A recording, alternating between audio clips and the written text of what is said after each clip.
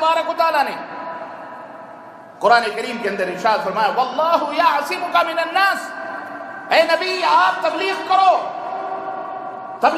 دعوت دو، لوگوں سے آپ کو اللہ محفوظ رکھے، لوگوں سے محفوظ رکھے گا، صرف قتل و خون غارت گری نہیں، کائنات کی تمام پریشانیوں تمام دکھوں سے انشاءاللہ تبارک و تعالیٰ آپ بے فکر ہو جائیں گے۔ انسان کے پاس مال ہو، دولت ہو، سب کچھ بھی ہو، آپ غور کرو اگر اسے کے پاس امن نہ ہو، سکون نہ ہو، تو اس مال اور دولت سے امن اور سکون تلاش دیا جائے گا؟ اللہ تبارک و تعالیٰ آپ کو ہمیشہ کھٹکھٹا لگا رہے گا، پتہ نہیں کون گولی لے کے کلاشن کوپ لے کے گھر کے اندر داخل ہو گیا، بلڈنگ ہے، سب کچھ ہے، مار کر کے ہم کو بھی ختم کر سکتا ہے، ہمارا مال سب ساری دولتیں لوٹ سکتا ہے۔ واللہ یعصمک من الناس، اللہ لوگوں سے آپ کو بچائے گا بھی، لوگوں کی جو سازشیں ہیں، لوگوں کی جو ظلم ہے، لوگوں کی جو زیادتیاں ہیں، لوگوں نے جو فساد برپا کیے ہوئے ہیں، لوگوں نے جو مہنگائیاں بڑھائی ہیں، لوگوں نے جو ناحق طور پر تمہارے اوپر قبضہ کیا ہوا ہے، تمہارے سروں پر قبضہ، تمہاری جائیدادوں پر، تمہاری ملکیتوں پر، تمہاری تمام چیزوں کو لوگوں نے جو ستا لیا ہوا ہے، سب چیزیں اللہ تبارک و تعالیٰ باگزار کرا دے گا، سب آزاد ہو جاؤ گے۔ واللہ یعصمک من الناس۔ میرے عزیزوں، میرے دوستوں، پیسہ ساری ضرورتوں کا بظاہر ایک حل ہے، اور بظاہر ایک ایسی چیز ہے کہ جو اگر ساتھ میں آ جائے تو ہر آدمی سوچتا ہے کہ ہماری ضرورتیں خود بخود پوری ہو جاتی ہیں۔ بالکل سیم یہی معاملہ دعوت اللہ کا ہے، اللہ کی طرف دعوت دینے کا ہے، سیم یہی معاملہ ہے۔ جس طرح پیسے کے ارد گرد تمام مصائب اور پریشانیوں کا حل موجود ہے، اسی طرح دعوت اللہ کے دائرے میں اس کے ارد گرد تمام پریشانیوں، مصیبتوں، قتل اور خون اور غارت گری اور یہ جتنے بھی فتن و فساد ہیں، یہ جتنے بھی مصیبتیں ہیں، یہ ساری کی ساری اسی کے ارد گرد ختم ہو جائیں گے، دور ہو جائیں گے۔ دلیل میں دیتا ہوں 3 تاریخی روایتوں سے اور احادیث سے انشاءاللہ تبارک تعالیٰ ثبوت پیش کر کے میں اپنی بات ختم کروں گا۔ تو ان سب کا مشترک حل کیا ہے؟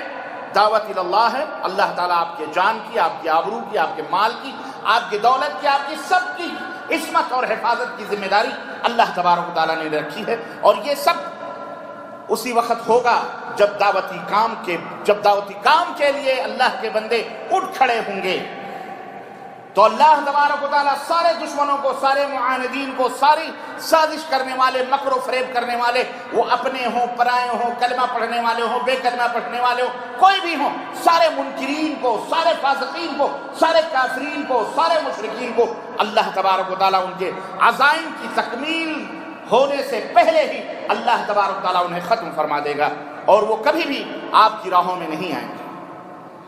ہمارے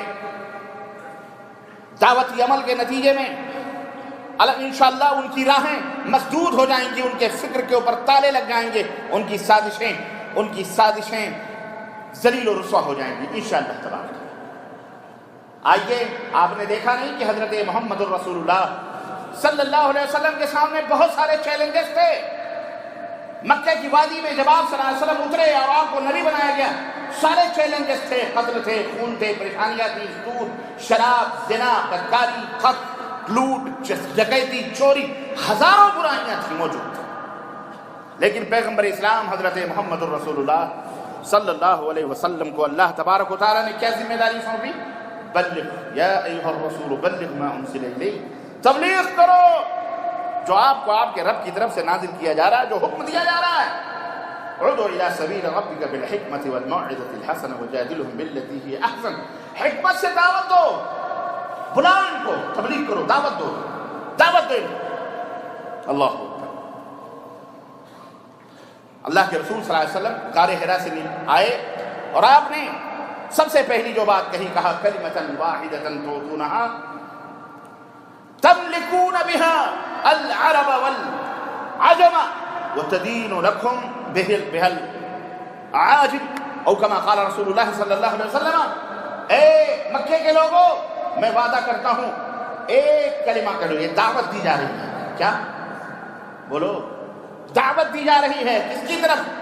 اللہ کی طرف۔ اللہ کا ایک کلمہ ہے، اسے کہہ لو، میں اللہ کی قسم کھا کے کہتا ہوں کہ سارے عرب و عجم کے مالک بن جاؤ گے، عرب کے بھی مالک ہو جاؤ گے، عجم کے بھی مالک ہو جاؤ گے، یہ کلمہ۔ دیکھیں آپ، یہ دعویٰ اللہ، اللہ کی طرف بلانا. اور نبی کریم صلی اللہ علیہ وسلم کے سامنے بہت سارے مسائل تھے، لیکن آپ نے براہ راست ان مسائل کو حل کرنے کی نہ سوچی، بلکہ آپ صلی اللہ علیہ وسلم نے اپنی ساری توجہ کس کی طرف لگائی؟ دعوت اللہ کی طرف لگائی، اللہ کے دین کی طرف، دعوت کی طرف لگائی. کیونکہ آپ صلی اللہ علیہ وسلم کو یہ پتا تھا اور نبی نے اللہ نے بتایا تھا کہ یہی وہ نسخہ کیمیا ہے، یہی وہ فارمولہ ہے جس کے ذریعے سے سارے مسائل حل ہو جائیں گے، سارے مسائل حل ہو جائیں گے. یہی دعوت اللہ تمام مسئلوں کے حل کی راہیں پیدا کرے گی، نکالے. دلیل آئیے، پوری سیرت طیبہ دلیل ہے، پورا نبی کریم صلی اللہ علیہ وسلم کی پوری زندگی اس کی دلیل موجود ہے. میں مثال کے طور پر صلح حدیبیہ کا ایک نمونہ آپ کی خدمت میں رکھنا چاہ رہا ہوں. سن 6 ہجری کے اندر صلح حدیبیہ ہوئی. نبی کریم صلی اللہ علیہ وسلم اپنے تمام ہمراہیوں کے ساتھ پہنچے. حدیبیہ کے مقام پر کفار مکہ نے آ کے گھیر لیا اور کہا نہیں، آپ کو ہم حج کرنے نہیں دیں گے، ہم آپ کو حج کرنے نہیں دیں گے. صلح ہوگی، یہاں پہ بہت سارے معاہدے ہیں، ان معاہدوں کے اوپر دستخط کریں گے، پھر آپ واپس جائیں گے. اللہ، مسجد خانہ کعبہ سے روکا جا رہا ہے. کس کے قبضے میں ہے وہ خانہ کعبہ؟ بولو، کس کے قبضے میں ہے خانہ کعبہ؟ کس کے قبضے میں خانہ کعبہ تھا؟ کفار کے قبضے میں تھا، مشرکین کے قبضے میں تھا. یہ بات اپنے دماغوں کے اولی فہرست میں رکھ لو، اولی فہرست میں رکھو. اور میں صرف اشارے کروں گا، سمجھ جانا. کفار اور مشرکین کے قبضے میں پورا خانہ کعبہ تھا. حدیبیہ کے مقام پر روک دیے گئے نبی کریم صلی اللہ علیہ وسلم اور کہا گیا معاہدہ ہوگا. سن 6 ہجری میں شرائط ہوں گے، شرائط ماننے پڑیں گے. نبی کریم صلی اللہ علیہ وسلم نے فرمایا، بڑے حادثات ہوئے، میں وہ تفصیلات میں نہیں جانتا. شرائط، جتنے بھی شرائط تھے وہ سارے مانے گئے. اس میں ایک شرط یہ بھی تھی، ایک شرط اس میں یہ بھی تھی کہ اگر ہمارا آدمی کوئی بھاگ کر کے، تمہارا آدمی مدینے سے بھاگ کے مکے آئے گا تو ہم اسے واپس نہیں کریں گے، لیکن ہمارا آدمی کوئی مکے سے بھاگ کر کے مدینے آئے گا تو مدینے سے مدینے آئے گا تو تمہیں واپس کرنا پڑے گا، تمہیں واپس کرنا. یہ بڑی سخت اور بڑی ہی یہ ایک طرح سے بظاہر اہانت اور توہین آمیز شرط تھی، لیکن نبی کائنات صلی اللہ علیہ وسلم نے اسے بھی تسلیم کر لیا. دیکھو مسلمانوں، غور سوچو، یہ خطبہ ہے، یہ مسجدیں اللہ تعالیٰ نے ہمیں عطا کی ہیں، اور یہ جمعہ دیا ہے نا، یہ بہت بہترین میڈیا ہے ہمارے لیے، بڑی پوتر میڈیا، خاموش میڈیا. وہ میڈیا ہے چھوڑو، سڑک چھاپ، جوتے چپل، جھوپڑیوں میں جا کے سوتا ہے، صبح اٹھ کر کے بڑے بڑے منسٹروں کے اوپر تبصرے کرتا ہے نا. وہ میڈیا جھوٹ، فریب. یہ قرآن و سنت کی میڈیا، صداقت کی میڈیا، سچائی کی میڈیا اللہ نے عطا کیا. باوضو ہو کر الحمدللہ غور و فکر کے ساتھ ایک خطیب کی، ایک اپنے خطیب کی، ایک گنہگار کی، جو بھی سمجھ لیں، چھوٹا بھائی، بڑا بھائی، خطیب، امام، جو اس کی باتوں کو آپ غور سے سنتے ہو، ذہنوں میں بٹھاتے ہو. اور یہ بہت ہی ذمہ دار منبر ہے. اگر اس منبر سے دجل، مکر، فریب اور جھوٹ اور کذب امت کے اندر پھیلائے گا، یاد رکھو، وہ مولوی ہو، عالم ہو، شیخ و حدیث ہو، امام ہو، کوئی بھی ہو، قیامت کے دن وہ جہنمی ہوگی انشاءاللہ. اللہ تعالی ہمیں ان تمام سب چیزوں سے محفوظ رکھے. میرے عزیزوں، میرے دوستوں، آپ ذرا سا سوچو، ذرا غور کرو، ذرا غور کرو. بات لمبی نہیں ہے، ہونے نہ پائے. اور ذرا سوچو کہ اللہ کے رسول صلی اللہ علیہ وسلم نے تمام مسائل کو، جو ان کی شرطیں تھیں، جو ان کے معاہدے تھے، سب کو، یہاں تک کہ یعنی اگر مدینے کا کوئی آدمی، مکے کا آدمی، مسلمان بھی بھاگ کے آئے گا مدینہ، اسے بھی کفار کے حوالے کرنا پڑے گا. یہ بہت عظیم شرط تھی. یہ اللہ کے نبی صلی اللہ علیہ وسلم کا منظور ہے، منظور ہے، منظور ہے.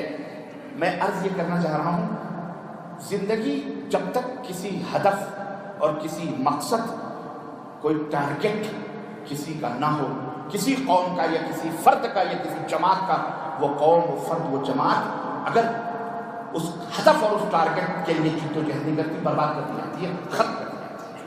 آج وہ ہمارا ہے نہیں. ہمارا ٹارگٹ، ہمارا ہدف یہ خس و خواہشات جمع کرنا، چوری سے، چکاری سے، بدماشی سے، جھوٹ سے، فریب سے، جیسے بھی ہو، ہے نا، برباد ہو رہے ہیں. یہ مال، دولت، سب کچھ ہمارا ہلاک ہو رہا ہے، سب کچھ برباد ہو رہا ہے. قوم و ملت جب تک کوئی ہدف، کوئی ٹارگٹ نہ رکھے، آپ کی زندگی کا کوئی مقصد جسے اللہ نے بتلایا ہے، قرآن نے بتلایا، حدیث نے ایک جگہ نہیں، ہزاروں، اور مثالیں دے دے کر کے پیغمبر اسلام حضرت محمد رسول اللہ صلی اللہ علیہ وسلم اس وقت کا نہیں سوچ رہے تھے، نہیں تم ہمیں خانہ کعبہ سے روک رہے ہو، ہمارے خانہ کعبہ کے اوپر مسلط ہو، قبلہ اول پہ مسلط ہو، قبلہ ثانی پہ مسلط ہو، ہمارا وہ ابراہیم کا گھر ہے، فلاں کا گھر ہے، ہمارے باپ کی جائیداد ہے، دادا کی جائیداد ہے، وہ دین ہے ہمارے دین۔ یہ وہ قومیں روتی ہیں جو آج رو رہی ہیں، جن کے سامنے کوئی ہدف نہیں، کوئی ٹارگٹ نہیں، جن کے سامنے صرف بابری مسجد ہے، بابری مسجد ہے، بابری مسجد ہے، بابری مسجد ہے، متھرا کی عیدگاہ، فلانی عیدگاہ، رٹو رٹو رٹو رٹو، ذلیل ہو جاؤ گے، مر جاؤ گے، ختم ہو جاؤ گے، نہیں پاؤ گے تم، نہیں پاؤ گے تم۔ کیوں؟ تمہارے سامنے کوئی ٹارگٹ نہیں ہے، کوئی ہدف نہیں ہے۔ تم جس راستے سے اس شے کو حاصل کرنا چاہ رہے ہو، وہ راستہ دہشت گردی، تباہی، ہلاکت و بربادی کا راستہ